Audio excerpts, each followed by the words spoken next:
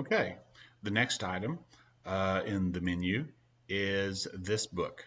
So if we're operating in the normal resizable window version of JE Viewer, and you'll notice that we are in that because we have the title bar and we have close, resize, and minimize, and those function, we can do a little more.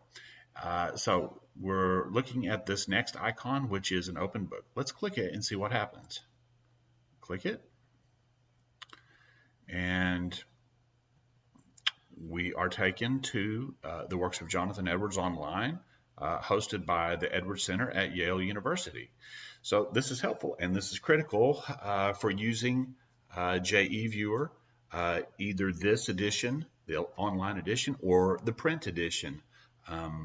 This is what JE Viewer is all about, to assist you in reading and researching the works of Edwards. So if you're on a Windows machine, you will be familiar with this very helpful feature of snap. So we're going to snap this window to this side, and we're going to snap JE Viewer to this side.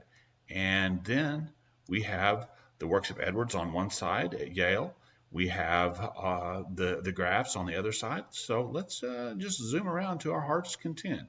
Now we are still in this graph dealing with guilt and conversion, and I've already mentioned briefly this cluster of nodes here in the center. So we have access now to the text. So these nodes represent volume number and page number of the works of Edwards. So in this cluster, you will find guilt and conversion occurring on the same page. And so you can go look at volume 18. Well, go to volume 18 here, the miscellaneous. Go to volume 17. Volume 17 here is sermons and discourses.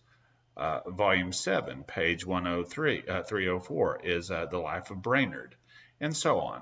So just by looking up the volume and the page, you can easily, find, locate what you're looking for, and go read the actual text.